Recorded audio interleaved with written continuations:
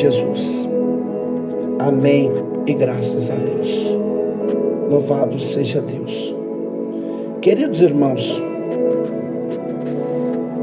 todos vocês sabem que nós estamos estudando o livro do Apocalipse.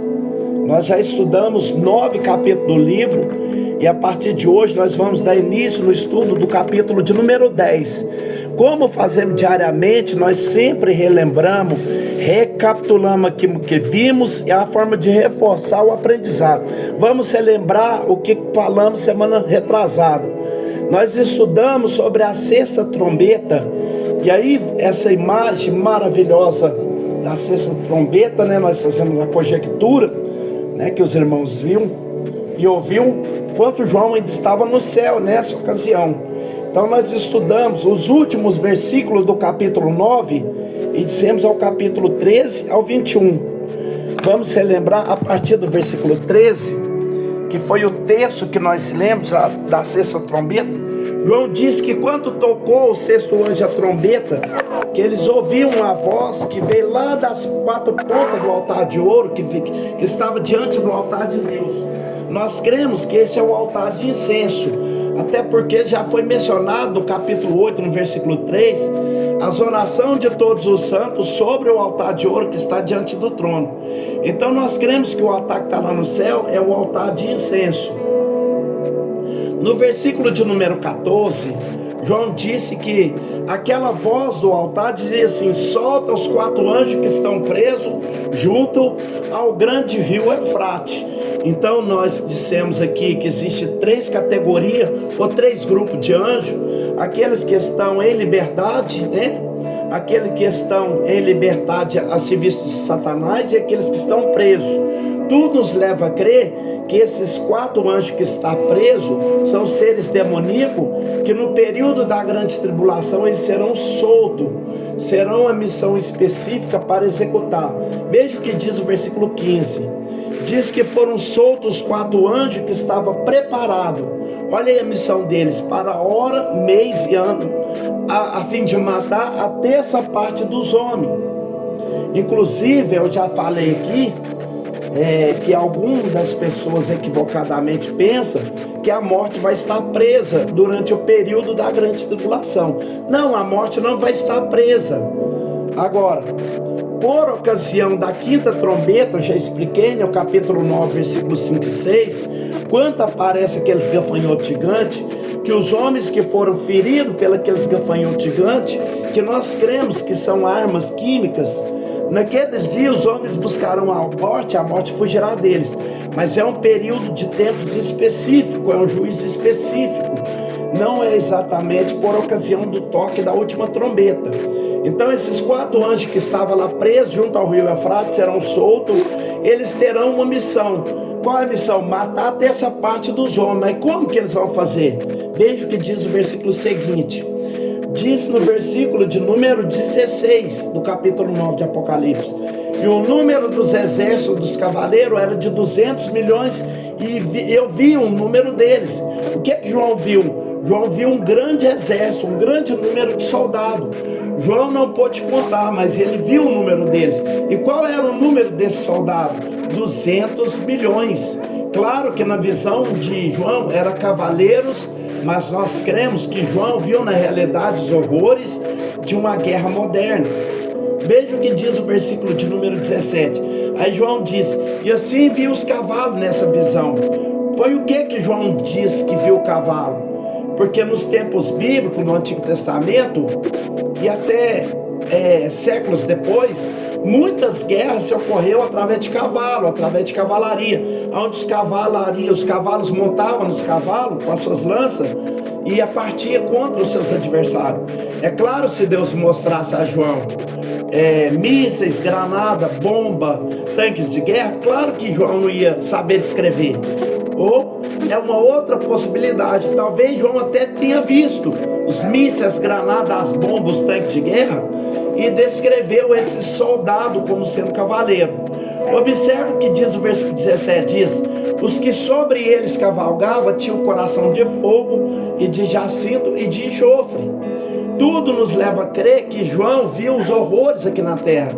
ele viu aquele cenário de guerra, de bomba, de destruição, e esse fogo, esse jacinto, esse enxofre, tudo leva a crer que foi as bombas, as granadas, os tiros, os mísseis, né, que era lançado de uns contra os outros, né?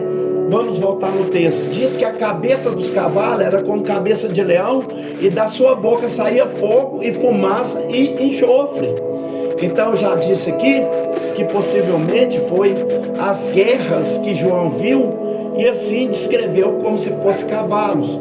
No versículo 18 nós vemos também que por esses 3 pragas foi morta a terça parte dos homens, ou seja, 33% da população. E como é que essas pessoas vão morrer?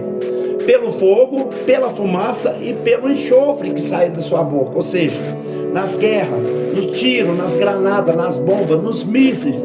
Isso vai causar uma grande destruição sobre a terra, e 1/3 da população mundial vai morrer só nessa ocasião. É bom lembrar isso, só nessa ocasião. No versículo de número 19, que nós lemos, que o poder dos cavalos estava onde? Na sua boca e na sua cauda, porquanto a sua cauda é semelhante à serpente e a cabeça ela danifica, né? Então é possível que João tenha visto também esses tanques de guerra modernos, sofisticados, que lançam bomba, lançam granada, e ele descreveu como se fossem cavalos que tivessem pronto, que tivessem preparado para a guerra. No versículo de número 20, nós vemos que apesar das destruição, apesar do castigo, apesar do juízo que virá sobre a terra, os homens que não morreram, ou seja, 2/3, se morrer a terça parte, então ficou mais 2/3. Esses 2/3 que não foram mortos por essas pragas, não se arrependeram das obras das suas mãos, para não adorarem os demônios e os ídolos de ouro, e de prata, e de bronze, e de pedra, e de madeira, que não pode ver e nem ouvir, né? Então nós concluímos semana passada explicando o 20 e 21, mas eu sou sincero em dizer que é um tempo corrido, né? Eu não dei uma explicação compassada como eu costumo fazer. Por isso, antes de eu entrar no capítulo número 10, nós vamos relembrar aquilo que dissemos acerca dos versículos 20 e 21. Eu disse no último que o ser humano é livre para estornar a sua religiosidade. Deus, ele nos criou como seres religiosos. O homem é, por natureza, um ser religioso, que busca comunhão com o sobrenatural, com o divino. Existe dentro de nós uma substância imaterial ou espiritual que chama espírito, e esse espírito é que nos leva a conhecer a Deus e obter comunhão com Ele. Só que o que acontece, meus irmãos? Devido à queda, devido à natureza humana caída, o homem muitas vezes deixa de tributar a Deus a sua honra, deixa de honrar, adorar, ato de amor, e passa a honrar e adorar a criatura muitas vezes, obras feitas por mãos humanas. E mais uma vez eu reforço aquilo que eu já disse, que o ser humano é livre, né? Que nós precisamos respeitar as pessoas.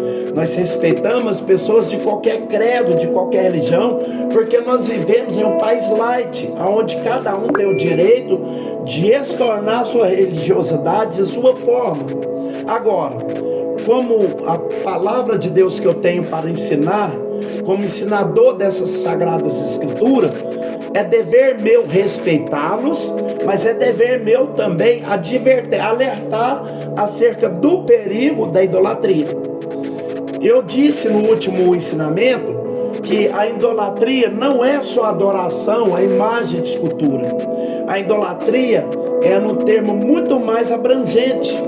Eu já até disse no passado que qualquer coisa que for colocada no lugar de Deus, ou que ocupar o primeiro lugar na nossa vida, meus irmãos, isso se torna um ídolo. Por exemplo, até mesmo um filho pode ser um ídolo na vida de alguém.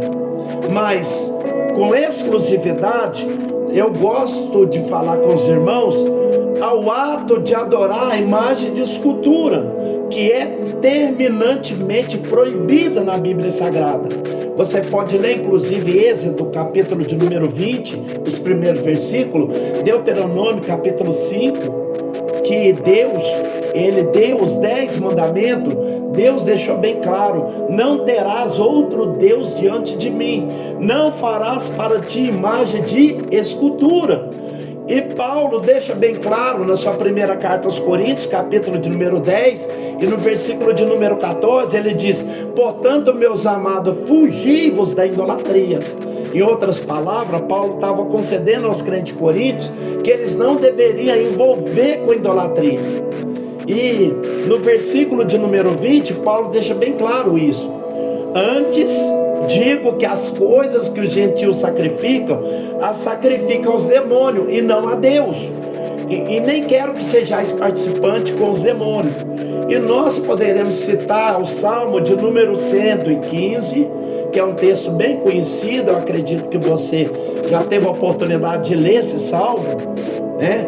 No Salmo de número 115, o salmista fala aqui sobre os deuses, sobre os ídolos que eram adorados em outras nações. O salmista diz que os ídolos deles são prata e ouros, obras da mão do homem. Tem boca, mas não fala; tem olho, mas não vê; tem ouvido, mas não ouve; nariz tem, mas não cheira; tem mão, mas não apalpa; tem pés, mas não anda; nem som algum sai da sua garganta. No versículo de número 9, o salmista diz: confia, ó Israel, no Senhor, Ele é o teu auxílio e o teu escudo. Então nós percebemos no versículo de número 20 que 2/3 da população mundial que foram poupadas, que não morreram por esse flagelo, por essas guerras, terão a oportunidade de se arrepender, terão a oportunidade de abandonar os pecados, mas continuarão sendo tocados de idolatria, aquilo que é terminantemente proibido na palavra de Deus. Inclusive, até disse na última manifestação que essa foi a razão pela qual as 12 tribos de Israel foram levadas para o cativeiro.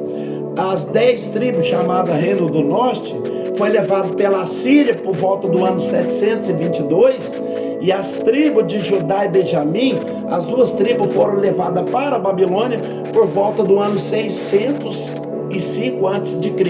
É claro que as 10 tribos nunca mais retornaram para sua pátria, mas Judá e Benjamim, depois de 70 anos, retornaram para reedificar Jerusalém. Mas esta foi a razão pela qual Deus fez com que o povo foi disperso. Finalmente, o versículo de número 21, que eu até mencionei no último culto, mas de uma forma muito rápida, a palavra de Deus nos diz que estes homens, esses 2/3 que não foram mortos pelas pragas, que não se arrependeram das obras da sua feitiçaria, que não se arrependeram dos seus pecados, nem da sua idolatria, eles também não se arrependeram de outros pecados. Qual foi os pecados que estão direcionados? Essas imagens ilustram homicídio, nem das suas feitiçarias, nem da sua prostituição, nem das suas ladroices. 4 grupos de pecado que são mencionados aí. Primeiro, quando o texto fala dos seus homicídios, ele está falando de assassinato. Isso está muito claro no decálogo dos 10 mandamentos, que o homem não tem o direito de tirar a vida do seu próximo.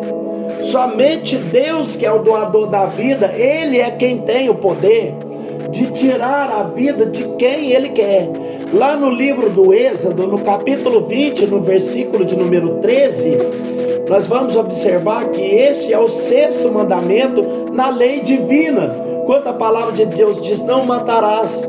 Infelizmente, por conta da promiscuidade, por conta da proliferação do pecado, por conta do ódio, da maldade humana que está no coração do ser humano, e por que não dizer da ação demoníaca no mundo, infelizmente o número do assassinato tem crescido assustadoramente.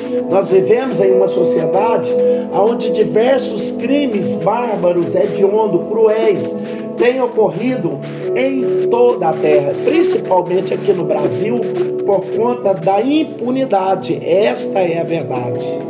Muitos assassinos que deveriam estar presos, que deveriam estar atrás das grades, estão em plena liberdade. Por quê? Porque tem dinheiro, muitas vezes pagou fiança, enfim, de alguma forma pagou um bom advogado e às vezes estão respondendo ao crime em liberdade quando deveria estar presos. Esta é uma das razões pelas quais Deus vai mandar o juízo sobre a terra. Quando nós estudamos sobre essas 3 séries de juízes, as pessoas ficam perguntando: como é que um Deus tão bom vai mandar esse juízo sobre a terra? É claro, a justiça de Deus exige que os ímpios, que os pecadores sejam punidos. E observe que coisa interessante, o texto é enfático em dizer que mesmo as pessoas estando debaixo dessa série de juízo, dessa série de julgamento, mesmo assim essas pessoas não vão se arrepender dos seus pecados. Qual é o outro pecado que o texto menciona? São as feitiçarias. E eu torno a dizer mais uma vez que o ser humano é livre para estornar sua religiosidade, e nós precisamos respeitar as religiões. Mas eu posso advertir à luz da Bíblia, à luz da palavra de Deus, que a feitiçaria é um pecado. Veja o que diz a palavra de Deus no livro de Deuteronômio. Eu gostaria de deixar bem claro que a Bíblia Sagrada é a nossa regra de fé prática. É por ela que nós somos guiados, é por ela que nós somos regidos.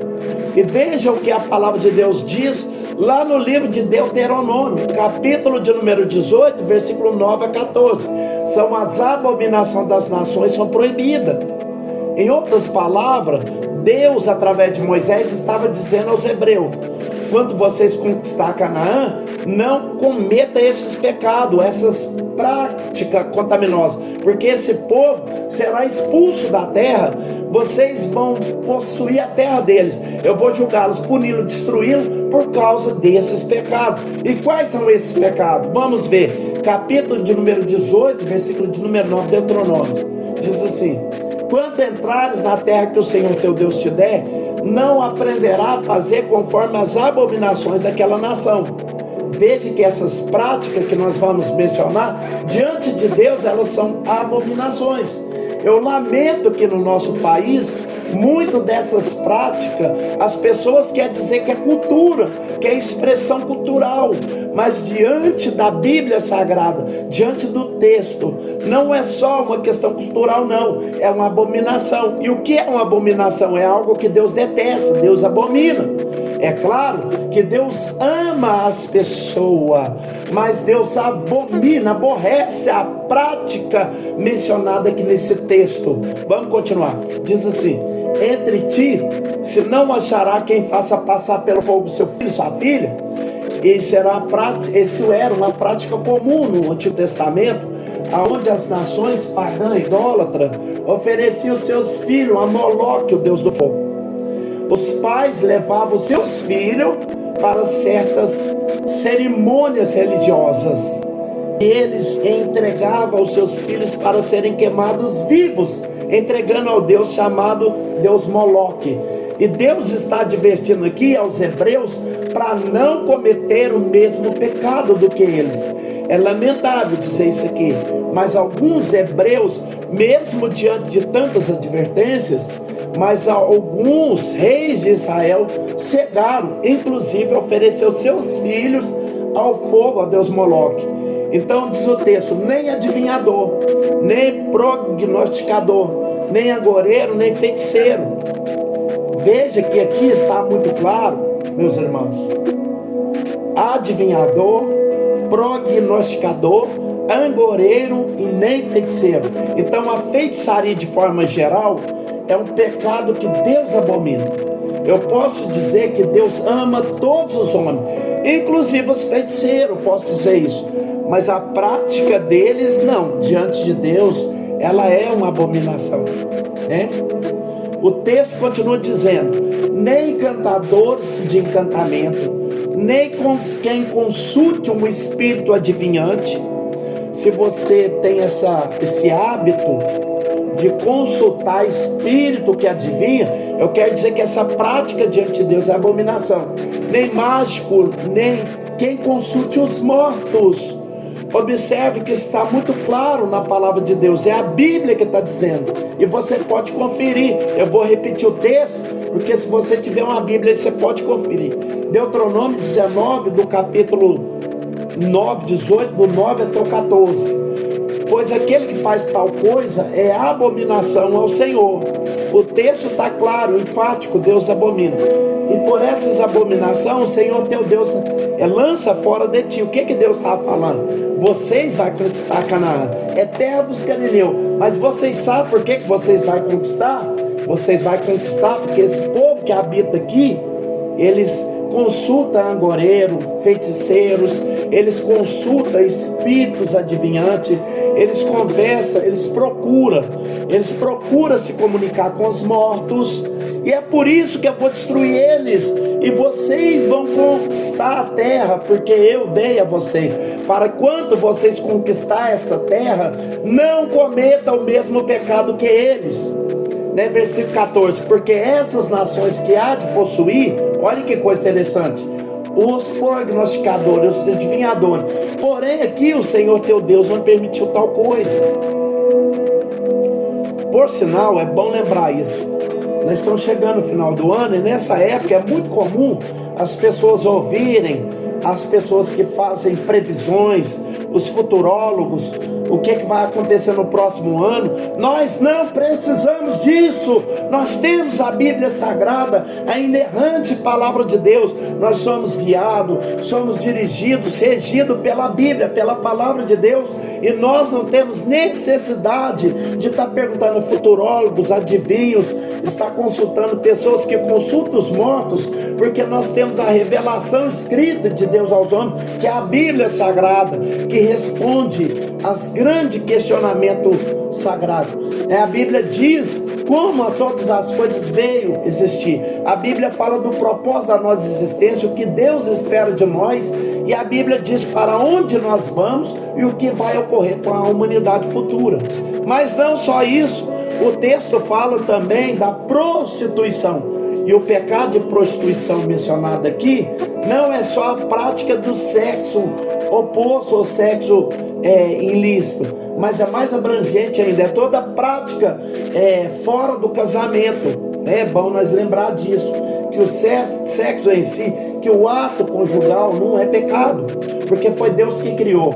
Agora Deus estabeleceu que o ato conjugal, que o ato sexual seja realizado dentro de pessoas adultas e casadas. Foi uma bênção para o casamento. E quando essa prática está fora do casamento, isso é uma abominação contra Deus. Nós podemos ver isso na primeira epístola de Paulo aos Tessalonicenses, no capítulo 4, no versículo 3. Nós vamos perceber que a palavra de Deus, que esta é a vontade de Deus, o que? A vossa santificação, que abstenhais da prostituição, que vocês fujam da prostituição, que cada um de vós sabe usar os seus corpos em honra, e não apaixonar com concupiscência, não como os gentios, Então Deus, Ele proibiu essa prática sexual fora do casamento. O ato conjugal foi criado por Deus, uma bênção, para o casal, para o matrimônio, para o casamento, para promover o prazer mútuo, mas é uma prática que deve ser realizada dentro do casamento. E Deus está dizendo, infelizmente nós não temos acesso, onde a proliferação do pecado está caminhando cada vez mais a passos largos. Nós estamos vivendo uma época onde as pessoas estão banalizando o ato sexual, mas isso diante de Deus, fora do casamento, isso torna-se um pecado. Finalmente, a Bíblia menciona ladroice, o roubo, o furto, o assalto.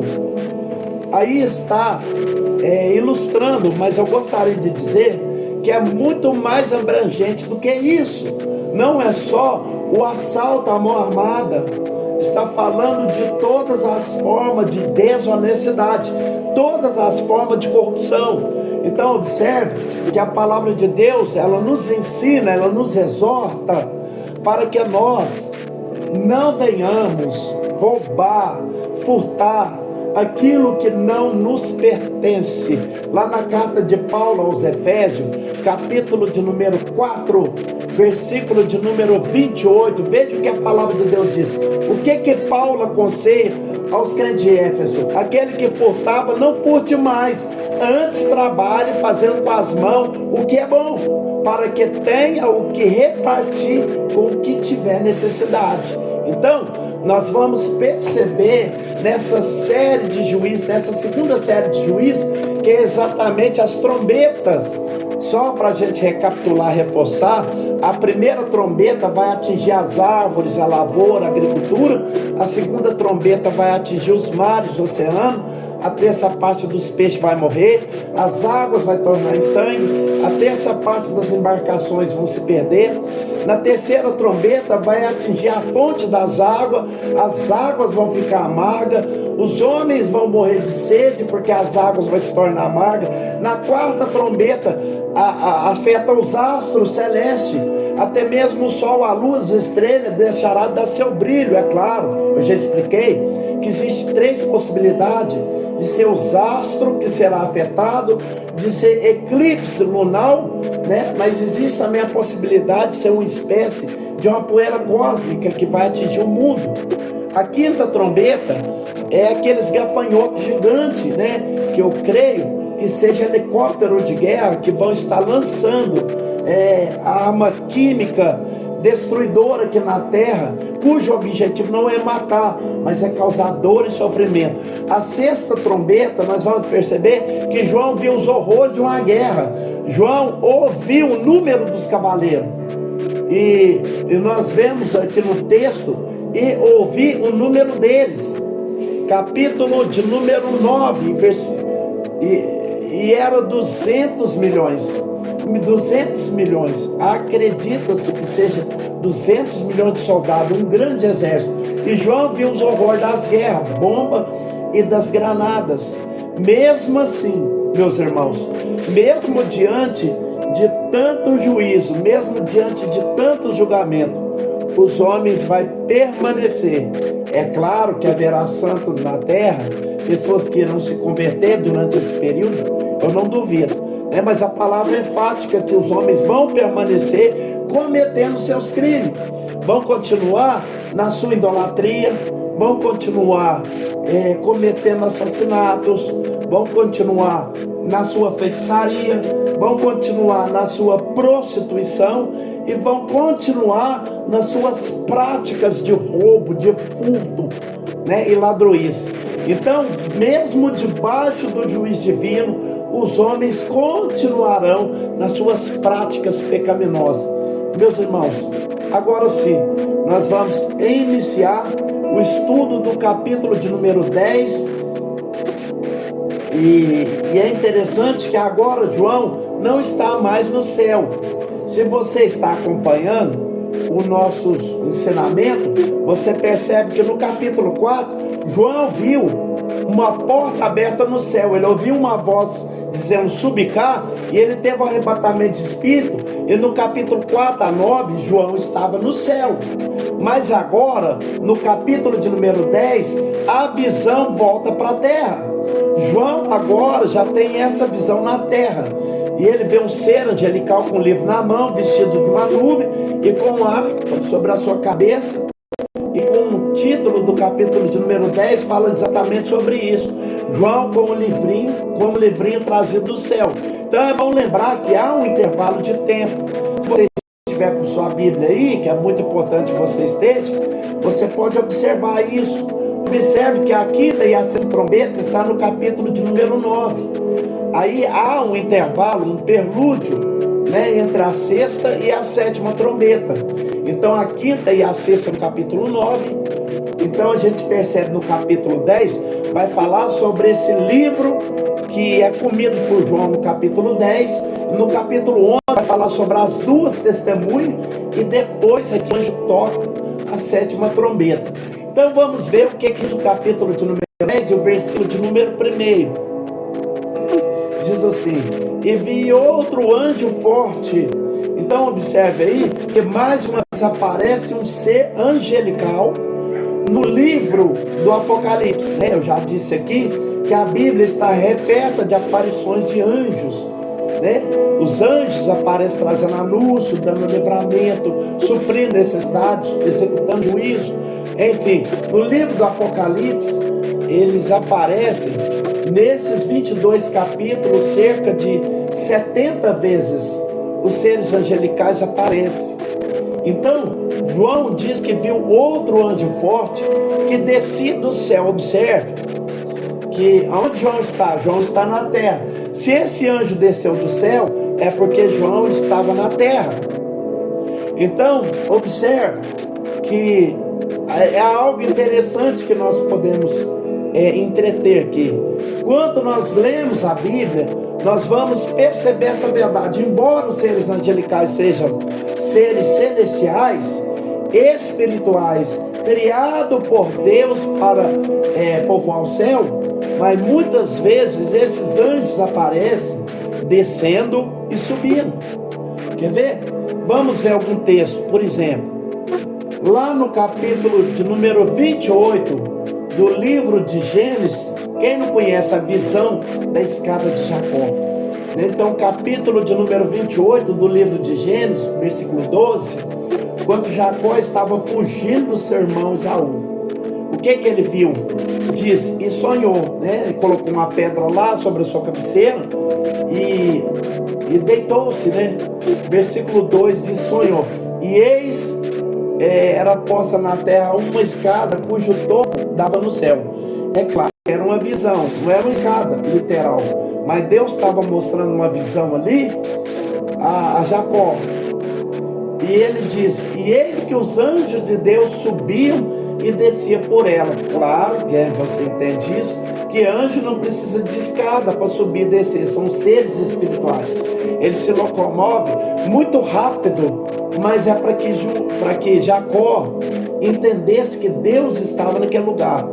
Lá no evangelho escrito por João também, você deve lembrar disso, quando Jesus achou Natanael, Jesus diz assim, eis aqui um verdadeiro israelita que não há dolo, né? Aí Natanael pergunta, da onde me conheces tu? Jesus diz, antes que Filipe te chamasse, eu te vi debaixo da figueira. Então, nós vamos perceber que Natanael diz assim, Rabi, tu és o Filho de Deus, tu és o Rei de Israel. Jesus responde e diz, por que disse, vide debaixo da figueira, creis? Coisas maiores do que essa acontecerá. E disse, na verdade, eu digo que daqui adiante, vereis os céus abertos, e os anjos de Deus subirem e descerem sobre o Filho do Homem. Então eu posso dizer que muitas vezes esses seres angelicais aparecem nas páginas da Bíblia subindo e descendo, trazendo mensagem, trazendo anúncio, dando livramento, suprindo necessidade e subindo para o seu lugar de origem. Capítulo 10, versículo 1, aí João disse, e vi outro anjo forte, né? Aí ele diz que desceu do céu, e como ele está vestido? Vestido de uma nuvem. Por que vestido de uma nuvem? Porque a sua origem é celestial, ele é do céu. Por cima da sua cabeça estava o arco celeste.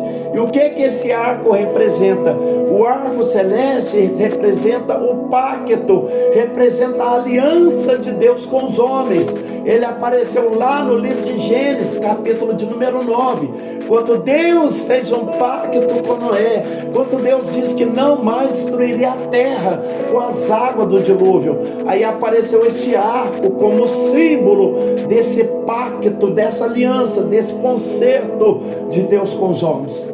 Voltando ao texto, aí diz que ele estava vestido de uma nuvem, por cima da sua cabeça estava o arco celeste, o seu rosto, como que era o rosto do ser angelical? Era como o sol, e os seus pés como coluna de fogo. Eu diria que isso é uma forma humana de revelar aquela glória, aquela majestade, o resplendor desse ser angelical, diante daquela visão gloriosa. Dentre as muitas visões maravilhosas que João teve, né?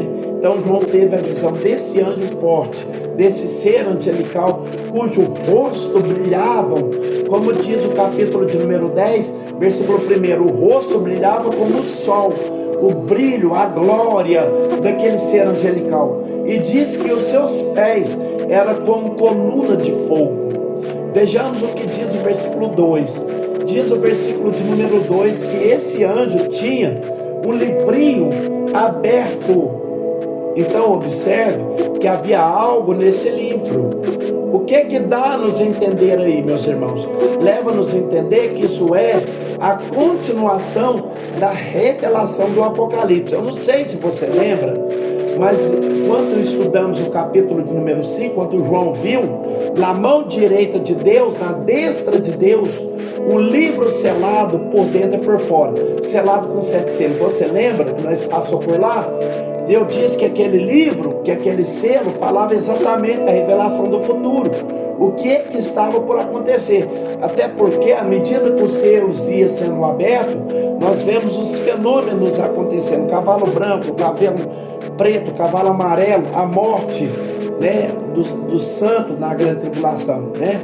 E agora, é como se esse anjo viesse também trazer esse livro, só que esse do capítulo 10, ele não está selado. Então esse livro aberto, a Bíblia não diz o que está escrito. A Bíblia não revela o que tem nesse livro, mas logo nós vamos entender que é a revelação das coisas futuras, das coisas que estavam por acontecer. Aí diz, e tem na mão um livrinho, claro, o livrinho daquela época é como se fosse uma espécie de um pergaminho que se abria. Agora veja a grandeza desse anjo. Diz que ele estava com seu pé direito sobre o mar e o esquerdo sobre a terra. Então observe que um pé do anjo estava sobre o mar e o outro estava sobre a terra. Então o que é que nós podemos aprender falar dessa grandeza desse ser angelical?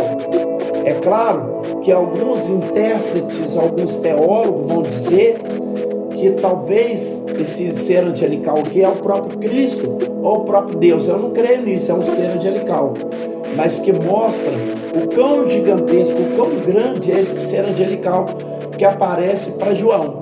E o versículo de número 3, nós vamos perceber que é o último versículo que nós vamos estudar hoje, versículo de número 3. O que é que diz o texto? Diz assim: e clamou com grande voz. Esse ser angelical, ele falou com a voz estrondosa, com a voz poderosa. Ele diz que essa voz era como brama o leão, né? Como tivesse um leão rugindo, né? Isso fala do poder, da autoridade. Havendo clamado, os 7 trovões fizeram soar as suas vozes. Então, o que foi que esses trovões falaram? Que som foi emitido através desses trovões? O que foi que Deus falou através desses 7 trovões é o que nós veremos na próxima manifestação, que eu irei me manifestar. Mas se Deus permitir, na próxima segunda-feira eu vou dar continuidade, né? Porque aqui já deu, né, o meu tempo. Eu não vou abusar, né, porque eu entrei um pouco atrasado, mas eu não vou fazer disso apoio para mim entrar, né, no horário que a mim não é permitido. Meus irmãos, muito obrigado pelas suas atenções. Nós já vamos fazer a oração da fé, mas antes eu gostaria de te dizer, fique firme. Não deixe nada resbalar sua fé. Muitas pessoas vão deparar com coisas horrendas dentro das igrejas. Pessoas fazendo práticas que vai deixar sua fé resbalada. Mas nós não fomos chamados para bater martelo, meus irmãos. Nós não fomos chamados para passar ninguém no crivo. Esse crivo, essa atitude não compete a nós. Isso aí compete a Deus. Vamos servir a Deus, vamos fazer a vontade do Senhor, vamos nos entregar, vamos nos observar. Nós devemos nos policiar, porque nós temos uma salvação, meus irmãos, para nós zelar, tá bom? você fique com essa palavra no seu interior, no seu coração. Querido Deus eterno e glorioso Pai, obrigado, Jesus, por essa palavra. Deus, eu sei que eu não tenho isso para oferecer para ninguém, isso é dádiva do Senhor. Quando o Senhor entra em ação, as coisas são perfeitas, meu papai. Mas quando o Senhor sai de cena, meu Pai, o homem volta para o estágio original, que é o pó. E o pó, meu Deus, ele só é alguma coisa quando o Senhor cospe nesse pó e faz dele um barro. E esse barro criativo vaso. E o vaso criativo é a tua palavra, mas não porque ela está em papel criativo do vaso, mas é porque a dádiva, o espírito, a excelência que é colocada no vaso, ela é a essência que faz o vaso ser notado. Isso não vem de nós, é dom do Senhor. Preserve isso em nós, na sua igreja, Pai, nas pessoas que estão objetivadas, a caravana celestial, a chegar até o ponto inicial, onde o Senhor já preparou para nós a morada. Fica conosco, nos dê uma semana de vitória, que toda a porta, meu Pai, que se trancafiar no caminho dessa pessoa que está ouvindo essa oração, que seja quebrada, que o Senhor quebre os aguilhões de aço, as ferramentas não irão atingir a fé, a família, a genealogia, nenhuma arma forjada, nenhuma ferramenta preparada, nenhuma língua torpe vai fazer efeito perante o juiz, não professará juiz, porque nós temos um advogado que é fiel, que é verdadeiro e que está aqui para nos conduzir até o dia da redenção. Muito obrigado, fica conosco, que a paz do nosso Senhor Jesus Cristo, que o amor de Deus e as doces consolação do Espírito Santo esteja com toda a igreja, e toda a igreja que é consagrada pelo Espírito de Deus diz amém. Amém. Graças a Deus. A paz do Senhor Jesus a todos vocês. Tenham uma boa semana em nome do Senhor Jesus. A paz do Senhor. Amém. Senhor Jesus a todos. Amém. A paz do Senhor Jesus a todos.